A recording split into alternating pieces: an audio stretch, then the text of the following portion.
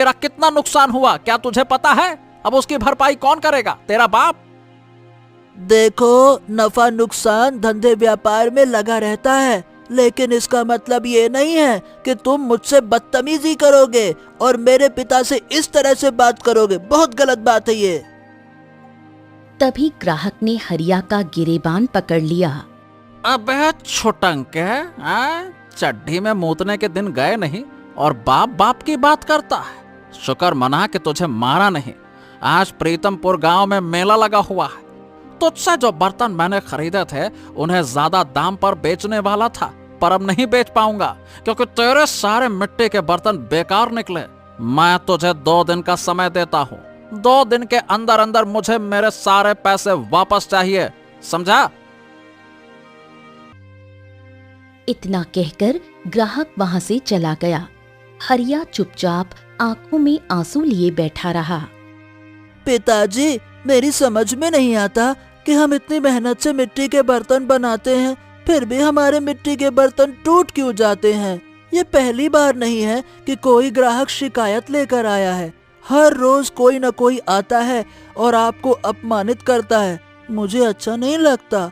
आप मेरे पिताजी हैं ना, जबकि दूसरे कुम्हार लोगों के बर्तन नहीं टूटते। ऐसा क्यों पिताजी? हाँ, सब बताऊंगा बेटा, सब बताऊंगा। रात के समय तुझे सारी बात समझाऊंगा। चल। शाम के वक्त हरिया बाजार समेटकर अपने घर चला गया।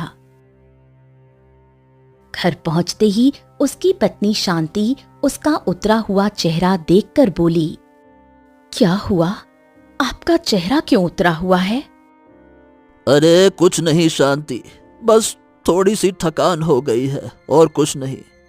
नहीं माँ, आज ना फिर एक ग्राहक शिकायत लेकर आया और पिताजी से बदतमीजी करने लगा।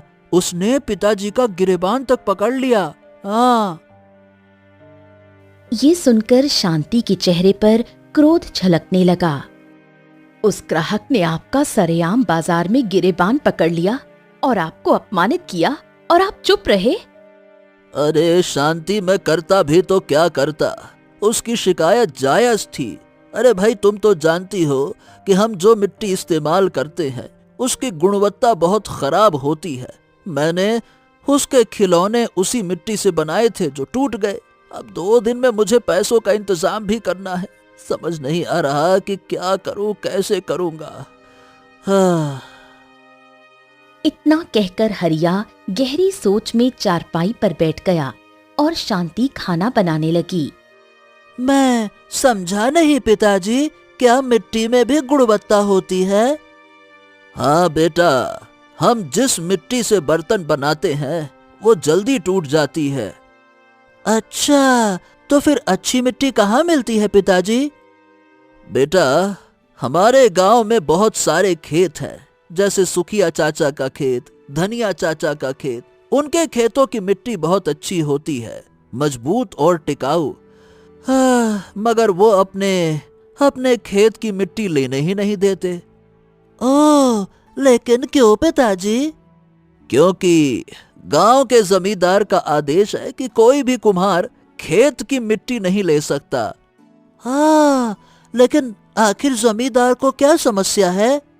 ये सुनकर हरिया मुस्कुरा उठा और अपने बेटे की ओर देखकर कहने लगा, बहुत सवाल करते हो बेटा, और जो बच्चे सवाल करते हैं वो बड़े होकर बहुत बुद्धिमान निकलते हैं। अच्छा, जानते हो हमारा गांव कुम्हारपुरा क्यों कहलाता है? क्यों पिताजी? क्योंकि 75% यहाँ पे कुम्हार रहते हैं और बाकी के 25% किसान। अब दूर दराज से व्यापारी यहाँ से मिट्टी के खिलौने और बर्तन खरीदने आते हैं। जमींदार चाहता है कि जैसे उसने किसान को कर्ज देकर गुलाम बना लिया है, वैसे ही कुम्हारों को भी बना ले। वो चाहता है कि हर किसान अपने खेत की मिट्टी कुम्हारों को बेचकर धन कमाए। और मनुष्य का स्वभाव तो जानते हो बेटा, लालची होता ही होता है। तभी शांति जो रसोई में थी चौंककर बोल पड़ी, तो क्या आप आज रात मिट्टी चुराएंगे? हाँ, मजबूरी है। मिट्टी खरीदने के लिए पैसे नहीं है और मुझे किसी भी हालत में 2 दिन में उस ग्राहक को नए बर्तन देने होंगे, नहीं तो मेरी बहुत बड़ी बेइज्जती हो जाएगी। आधी रात के समय हरिया अपने पुत्र अर्जुन से बोला, चलो सुखिया चाचा के खेत में चलते हैं, वहां से कुछ मिट्टी चुरा कर ले आते हैं। आज रात ही बर्तन बनाकर तैयार कर देते हैं, 2 दिन बाद बर्तन और खिलौने सूख जाएंगे। हाँ हाँ ठीक है पिताजी, चलो। ये सुनकर शांति घबरा गई। और अगर कहीं सुखिया चाचा ने आपको देख लिया तो कहीं वो पकड़ ना ले। ओहो, चिंता क्यों करती हो भाग्यवान, कुछ नहीं होगा। अब मुझे केवल उसके खेत की थोड़ी सी मिट्टी चाहिए, कौन सा उसके तिजोरी का धन उठा रहा हूं मैं। चिंता मत करो, मैं आता हूं। इतना कहकर हरिया ने अपने पुत्र अर्जुन को एक बोरी दे दी और कहा, चलो बेटा जल्दी चलो, आराम से चलना, हल्ला गुल्ला मत करना, है ना।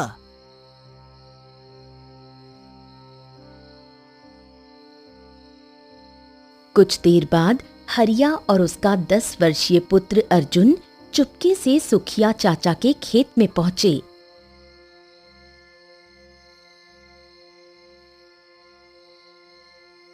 हरिया मिट्टी खोदकर बोरी में भरने लगा। तभी अचानक उसकी कानों में आवाज आई, जब आज तेरे ग्राहक ने तुझे सरे बाजार बेइज्जत किया ना, तभी मुझे लगा था कि तू ससुरा मेरे खेत से मिट्टी चुराने जरूर आएगा। ये सुनकर हरिया चौंक गया और पलट कर देखा। उसके पीछे सुखिया चाचा क्रोधित अवस्था में खड़े थे। मुझे क्षमा कर दीजिए चाचा, मुझे केवल थोड़ी सी मिट्टी चाहिए थी। अरे मिट्टी चाहिए थी? क्या तुझे नहीं पता कि जमींदार का आदेश क्या है? किसी भी कुम्हार को मिट्टी मुफ्त में नहीं दी जाएगी, हैं? जानता हूँ चाचा, लेकिन मेरे पास धन नहीं है। अगर आप चाहें तो मुझे थोड़े समय की मोहलत दे दीजिए, मैं चुका दूंगा। शायद तू जानता नहीं है कि जमींदार ने यह भी कहा है कि अगर कोई कुम्हार मिट्टी चुराते हुए पकड़ा जाए तो उसे पेलम पेल दंड दिया जाएगा। हाँ, चल चल तू। इतना कहकर सुखिया चाचा ने हरिया को पकड़ लिया और अर्जुन को जबरदस्ती जमींदार की हवेली की ओर घसीटते हुए ले गए। जमींदार ने हरिया और उसके पुत्र को देखा तो चौंक गया। सुखिया चाचा ने सारी घटना विस्तार से सुनाई। जमींदार, ये दोनों बाप बेटे मेरे खेत से मिट्टी चुरा रहे थे। मुझे लगा इन्हें पकड़कर आपके पास लाना चाहिए, इसीलिए ले आया हूँ। अब आप जैसा ठीक समझें वैसा करें। ये रहे अपराधी। इतना कहकर सुखिया चाचा वहां से चला गया। क्यों भैया, क्या तुझे मेरा आदेश नहीं पता है क्या कि कोई भी कुम्हार मिट्टी चुराए कोई समस्या नहीं, लेकिन तूने चुराई तो बात अलग है। ये सुनकर हरिया की आंखों से आंसू निकल आए। अब आखिरकार आप मुझसे इतनी दुश्मनी क्यों निभा रहे हैं? जमींदार क्रोधित हो गया और तुरंत एक कमरे में चला गया। वो मिट्टी का एक खिलौना लेकर आया और हरिया के सामने रख दिया। ये देख इसे तू ध्यान से, बता पहचानता है इसको? हाँ, मैंने ही बनाया था। जानता है तू, कुछ वर्ष पहले ये मिट्टी का खिलौना मेरी पुत्री से बातचीत करता था। ये सुनकर अर्जुन चौंक गया। हैं? ऐसे कैसे संभव हो सकता है? बिल्कुल संभव है अबे छुटंके, क्योंकि तेरा ही पिता उस समय जंगल से कहीं से शायद कोई जादुई मिट्टी लाया था, जिससे उसने ये खिलौना बनाया। उस समय तेरे पिता के खिलौने बहुत बिकते थे। हर राज्य का व्यापारी केवल उसी से खरीदना चाहता था। बाकी कुम्हारों के बर्तन कोई देखना तक नहीं चाहता था। लेकिन फिर अचानक क्या हुआ? अचानक हुआ ये कि मिट्टी के खिलौने ने बात करना बंद कर दी और तेरे पिता के सारे ग्राहक गायब हो गए। मुझे ये जानना है कि वो मिट्टी लाया कहाँ से था। बता, कहाँ से लाया था वो मिट्टी? देखिए देखिए जमींदार जी, मुझ पर विश्वास कीजिए, मुझे सच में याद नहीं आता कि वो मिट्टी मुझे जंगल में कहाँ मिली थी। जब मैं उसे लेकर आया था तब बस एक आवाज आई थी, लालच के लिए मुझे कभी इस्तेमाल मत करना। और मुझसे वही गलती हो गई। जब धन आने लगा तो लालच भी बढ़ गया और बस सब खत्म हो गया। जमींदार ने गुस्से में मिट्टी का खिलौना फेंक दिया और डंडा उठाकर हरिया को पीटने लगा। अरे तेरी तो ले साले, झूठ बोलता है, मुझे बताना नहीं चाहता है? ले साले ले, सच सच बता दे, तू कहाँ से लाया था वो मिट्टी, बता। मेरे पिताजी को मत मारो मेरे पिताजी को। जमींदार ने मारना बंद कर दिया। अरे दफा हो जाओ यहाँ से। आज के बाद अगर तूने इस गांव की किसी भी खेत की ओर नजर उठाकर भी देखा तो मुझसे बुरा कोई नहीं होगा। भाग यहाँ से साले। हरिया कराहता हुआ अपने पुत्र अर्जुन को लेकर घर लौट आया। अर्जुन रोते हुए अपनी मां शांति को सारी घटना सुनाने लगा।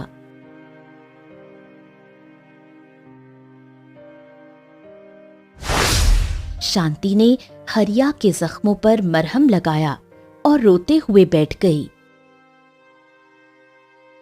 कुछ देर बाद हरिया ने अपने बेटे अर्जुन को पास बुलाया।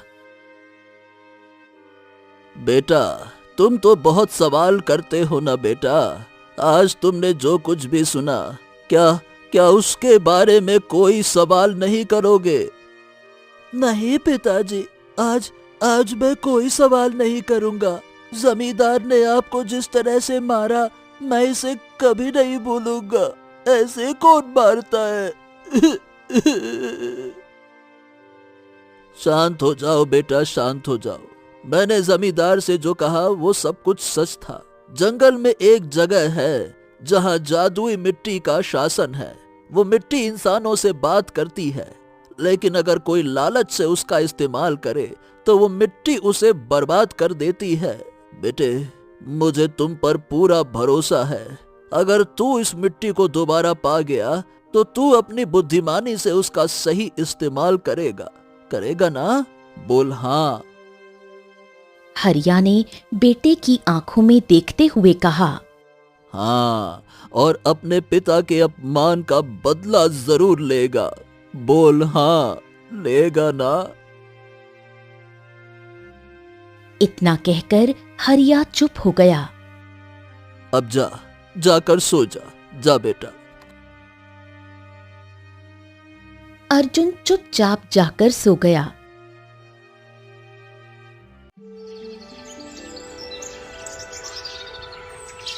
अगले दिन सुबह हुई तो उसकी माँ फूट फूट कर रो रही थी। हरिया संसार छोड़ चुका था। हरिया का अंतिम संस्कार कर दिया गया। समय ऐसे ही बीतता गया। कुछ वर्षों बाद अर्जुन की माँ शांति भी अपने पति के गम में चल बसी। अब अर्जुन अकेला रह गया। कहते हैं कि जिस बच्चे को बहुत कम उम्र में गम मिलते हैं वो बहुत जल्दी बड़ा हो जाता है।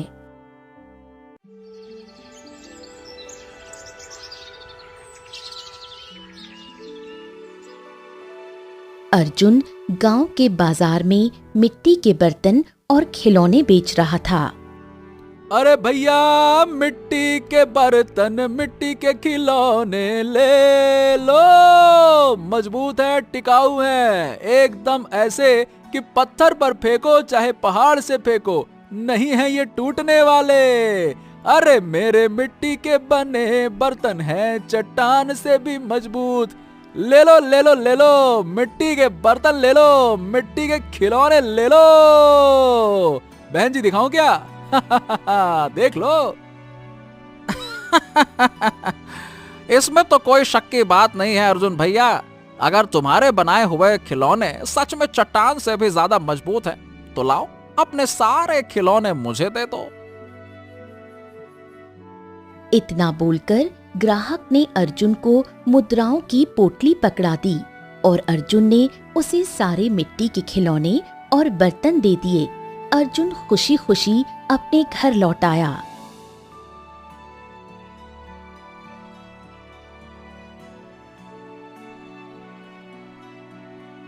हाँ, ये लो अनुराधा। हाँ, मुद्राओं की पोटली, आज भी मेरे सारे बर्तन बिक गए। हाँ। जानती हूँ, कल तुम सुखिया चाचा के खेत से फिर से मिट्टी चुरा कर लाए थे ना? उन्हीं के खेत की मिट्टी से तुमने सारे बर्तन बनाए हैं। अर्जुन, आखिर तुम मिट्टी चुराना कब बंद करेगा? क्यों बंद करूं? अरे खेत की मिट्टी सुखिया चाचा के बाप की है क्या? मैं तो मिट्टी चुराऊंगा, क्योंकि तुम अच्छी तरह से जानती हो, इस गांव का कोई भी किसान मुझे अपनी मिट्टी नहीं देगा। जमींदार का आदेश ही ऐसा है कि चोरी करनी पड़ रही है, चाहता नहीं हूं। जानती हूँ, और ये बात तुम एक नहीं 1000 बार कह चुके हो कि मरने से पहले तुम्हारे पिता ने तुमसे क्या बात कही थी। पर तुम खुद सोचो, क्या तुम उनकी बात को निभा रहे हो?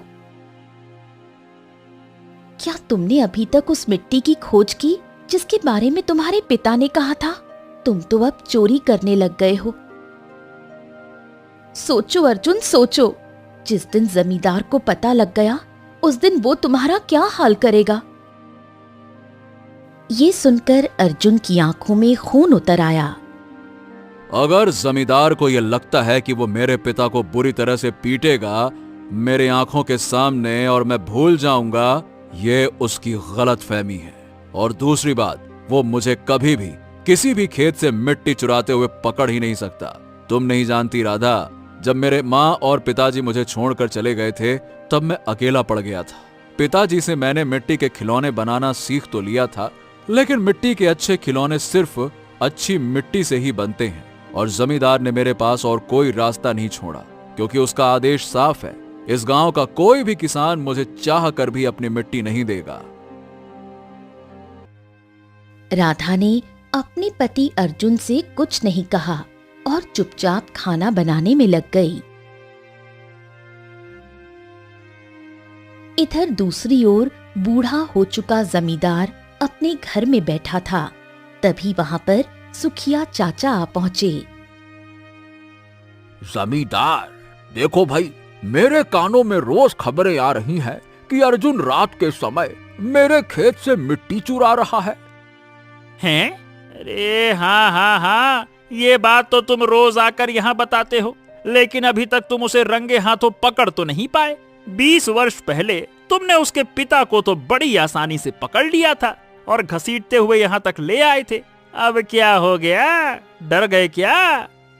अरे डर नहीं गए जमींदार, ये ससुरा अर्जुन बड़ा ही चालाक है। न जाने रात के कौन से पहर वो आता है, मिट्टी लेकर चला जाता है। अब बताना देखो मेरा कर्तव्य था, बाकी आपका काम। इतना कहकर सुखिया वहां से चला गया।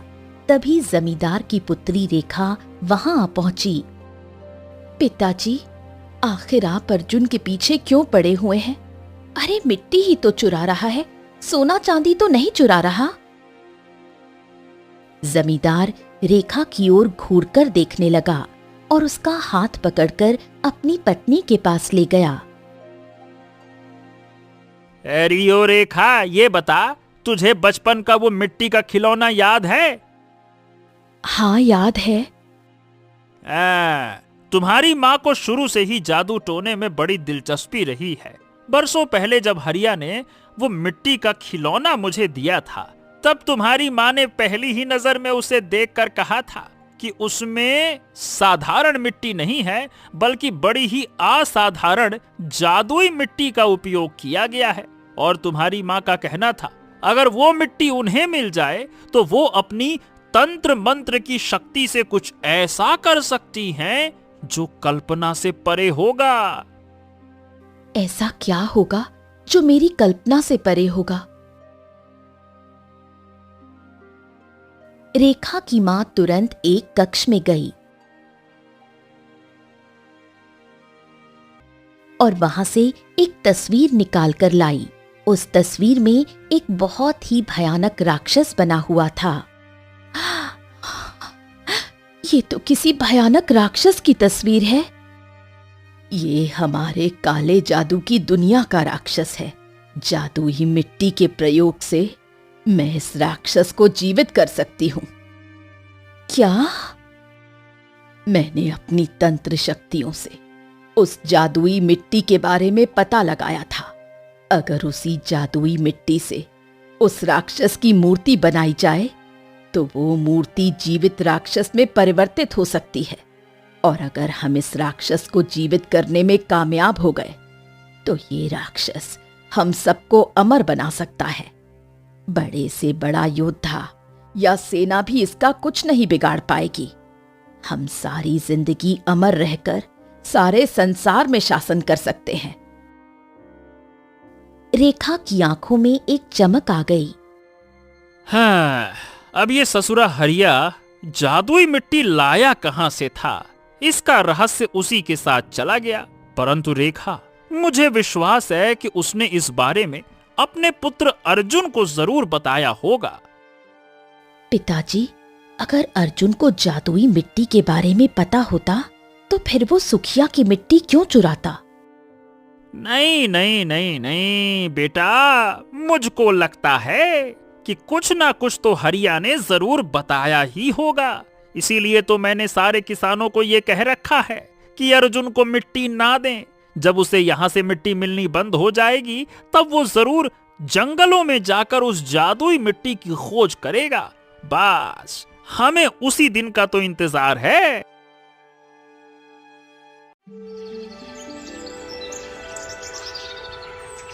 अगले दिन अर्जुन गांव के बाजार में मिट्टी के बर्तन बेच रहा था।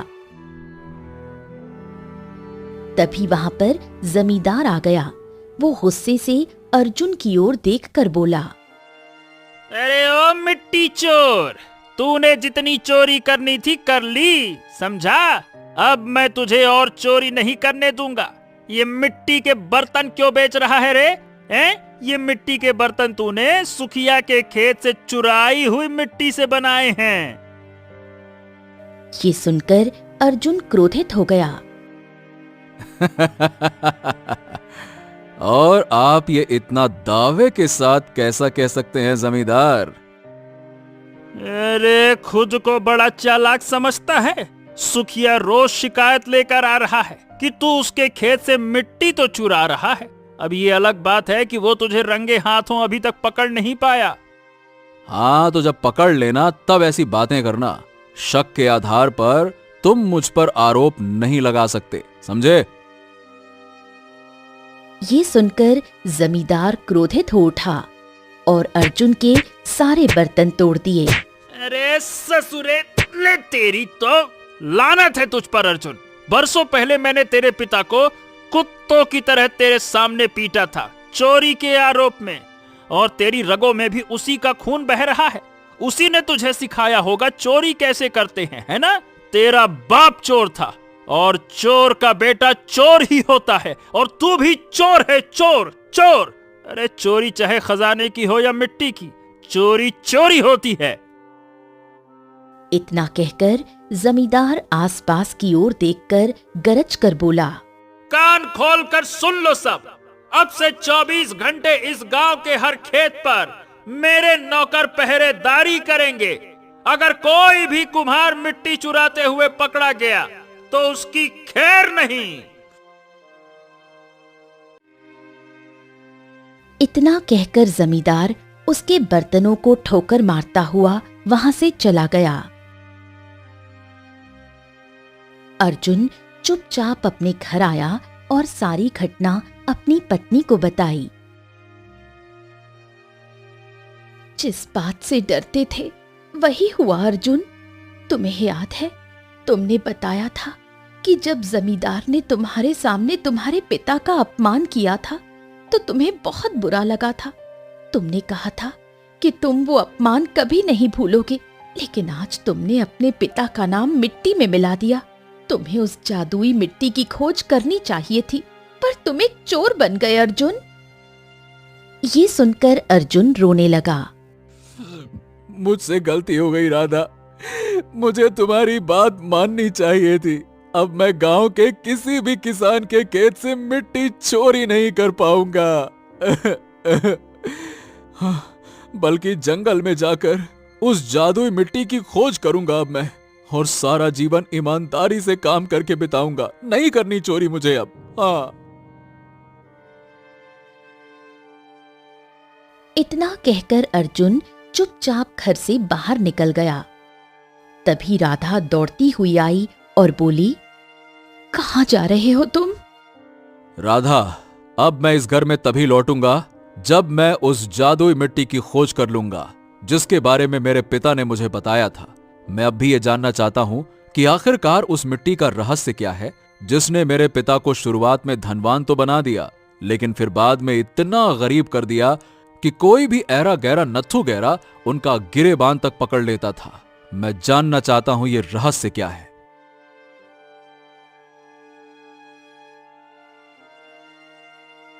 इतना कहकर अर्जुन जंगल की ओर चल पड़ा।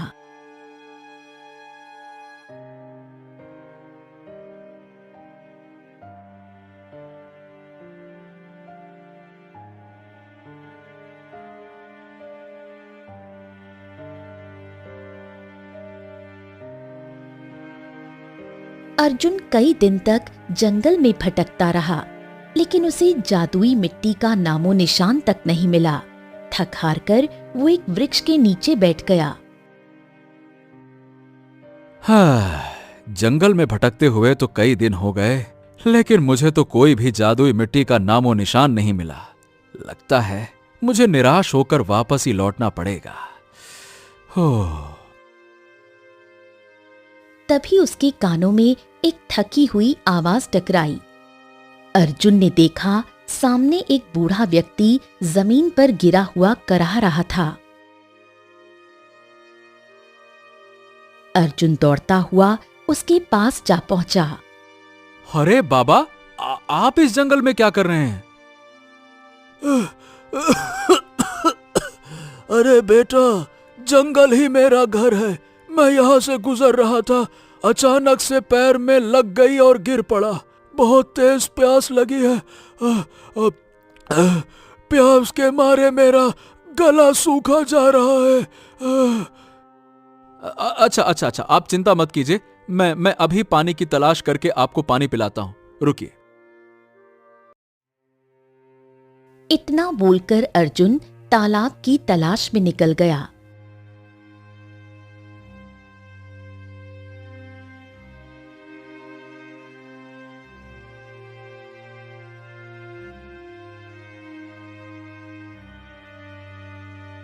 काफी दूर चलने के बाद अर्जुन को एक तालाब नजर आया। वो कलश लेकर तालाब से पानी भर लाया और बूढ़े व्यक्ति को पिलाया। बूढ़ा व्यक्ति पानी पीकर उठ खड़ा हुआ। हाँ, बेटा, यहाँ तो तालाब का दूर दूर तक नामो निशान नहीं है। तुम्हें यह पानी कहाँ से मिला? अब बाबा, पानी की तलाश में यहां से 10 कोस पैदल चलना पड़ा, तब जाकर कहीं एक तालाब मिला। ओह बेटा, तुम वापस भी तो जा सकते थे। ऐसे कैसे आपको प्यासा छोड़कर वापस जा सकता था? नहीं नहीं नहीं नहीं, मैं कभी किसी को तकलीफ में नहीं देख सकता बाबा। बूढ़ा व्यक्ति मुस्कुराया और अर्जुन से बोला, हाँ, ये बताओ, तुम इस जंगल में क्या कर रहे हो? अर्जुन ने उसे सारी घटना विस्तार से बताई।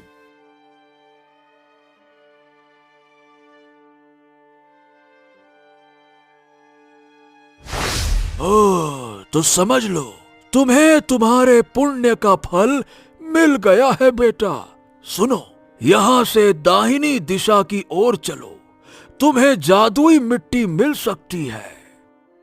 क्या? आपको कैसे पता? तुमसे कहा था ना मैंने कि जंगल में रहस्य छिपा है। लेकिन बाबा, मैं उस मिट्टी को पहचानूंगा कैसे? मुझे तो हर मिट्टी साधारण ही लग रही है। देखो बेटा, जब तुम उस मिट्टी के पास से गुजरोगे तो वो मिट्टी तुमसे बात करेगी। वो मिट्टी तुम्हारा नाम लेकर तुम्हें पुकारेगी और यही उस जादू की निशानी होगी। हाँ। इतना कहकर बूढ़ा व्यक्ति वहां से चला गया।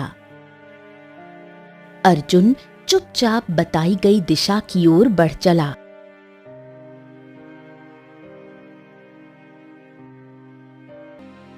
बहुत दूर जाने के बाद अर्जुन को एक मिट्टी का ढेर नजर आया, जिसके सामने एक बहुत ही सुंदर तालाब था। अचानक मिट्टी सुनहरे रंग में चमकने लगी, पेड़ों से रोशनी फूटने लगी और उसी समय एक आवाज गूंजी। तो आखिरकार तुम यहाँ तक आ ही गए अर्जुन, मुझे उठाओ, मैं जादुई मिट्टी हूँ। याद रखना, अगर मुझे ईमानदारी से इस्तेमाल करोगे तो तुम्हारा भाग्य बदल जाएगा, लेकिन अगर तुम्हारे मन में लोभ, ईर्ष्या या घमंड आया तो तुम्हारा भाग्य दुर्भाग्य में बदल जाएगा। मेरा उपयोग बहुत संभाल कर करना। याद रखना, इस मिट्टी की खासियत ये है कि ये किसी के भी आंसू पोंछ सकती है। ये मिट्टी किसी की भी उदासी को दूर कर सकती है। धीरे धीरे तुम मेरे उपयोग जान जाओगे। इसका मतलब ये सचमुच में चमत्कारी मिट्टी है। अर्जुन ने तुरंत वो मिट्टी अपने पात्र में भर ली और घर की ओर चल पड़ा।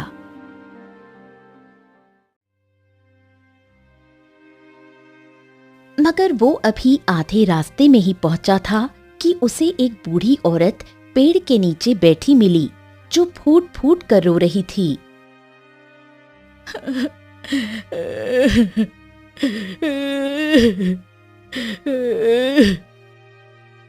अरे, आप रो क्यों रही हैं? क्या हो गया आपको? मैं तुझे क्या बताऊं बेटा, परसों पहले अपनी 10 साल की बिटिया के साथ इस जंगल में घूमने आई थी। न जाने झाड़ियों से कहां से एक शेर आ गया और मेरी आंखों के सामने मेरी बेटी को उठा ले गया। तब से मैं कभी अपने घर वापस नहीं गई।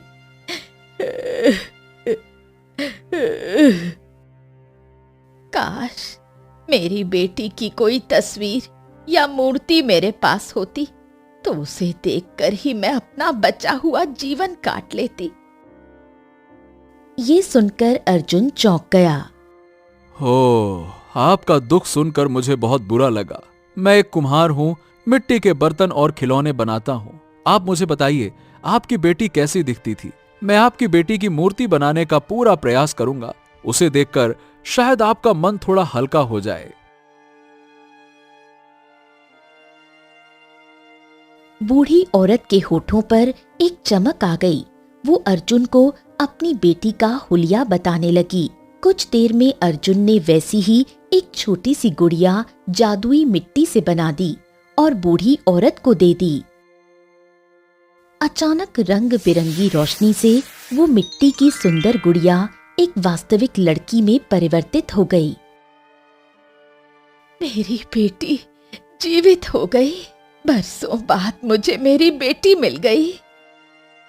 इतना कहकर उसके आंसू गायब हो गए और होठों पर मुस्कान आ गई।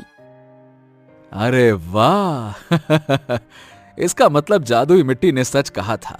ये मिट्टी किसी के होठों पर मुस्कुराहट वापस ला सकती है। तुमने तो मेरी बेटी को दोबारा जीवित कर दिया।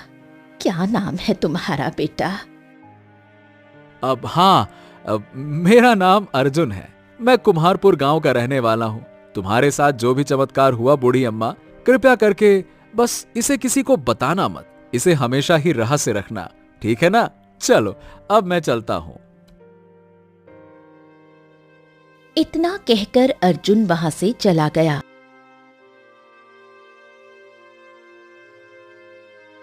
घर पर आकर अर्जुन ने सारी घटना अपनी पत्नी राधा को सुनाई।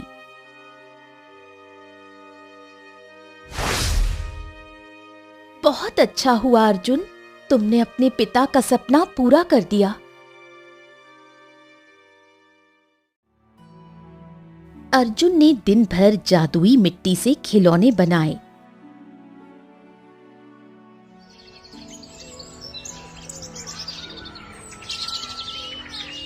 अगले दिन उसके सारे खिलौने बिक गए। समय बीतता गया और देखते ही देखते अर्जुन अपने गांव का सबसे प्रसिद्ध कुम्हार बन गया। उसकी टूटी फूटी हवेली की जगह अब एक सुंदर हवेली बन चुकी थी। एक रात अर्जुन अपनी पत्नी राधा के साथ सो रहा था। अचानक खटर पटर की आवाज आई। अर्जुन की आंख खुल गई। उसने राधा को उठाया। राधा, तुम्हारी आवाज कैसी आ रही है? ऐसा लग रहा है जैसे कोई बर्तन बना रहा हो। चलो जाकर देखते हैं। राधा और अर्जुन बाहर गए। उनके सामने मिट्टी के बर्तन अपने आप बन रहे थे।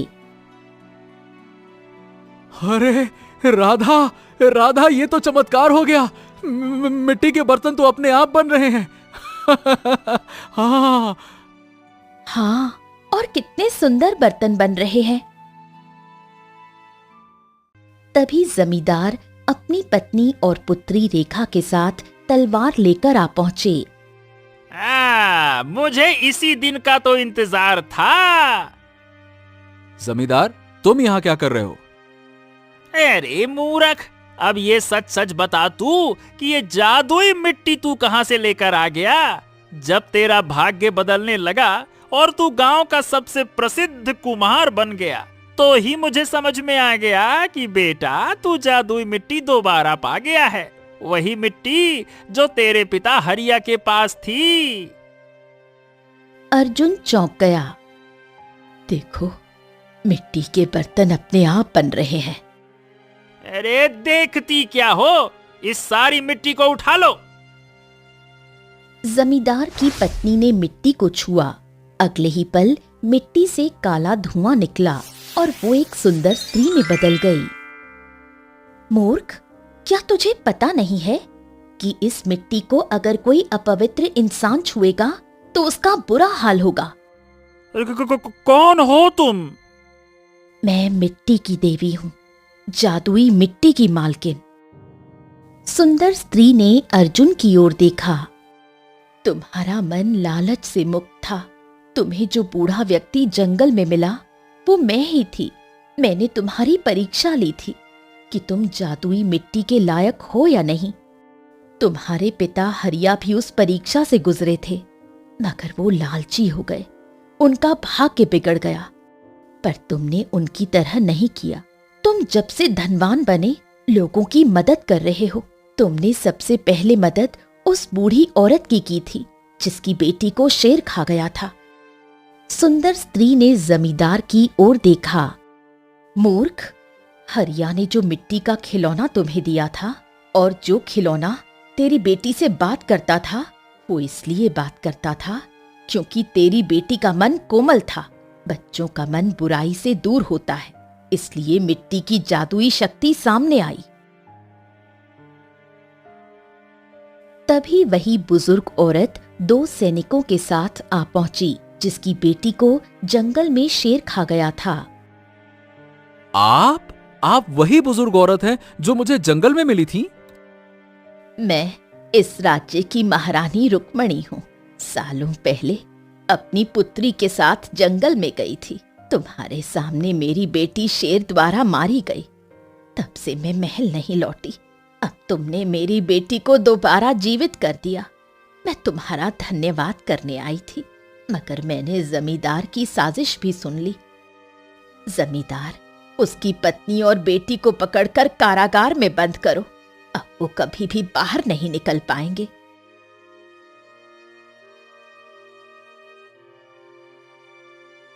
सैनिक ने आदेश का पालन करते हुए उन तीनों को बंदी बना लिया।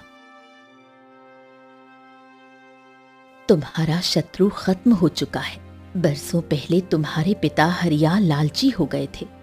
मिट्टी की शक्ति के कारण वो भूल गए थे कि मिट्टी कहां से आई थी। याद रखना, जिस दिन तुम्हारे मन में लालच आएगा, तुम भी भूल जाओगे कि ये मिट्टी कहाँ से आई थी, और तुम्हारा भाग्य भी बदल जाएगा।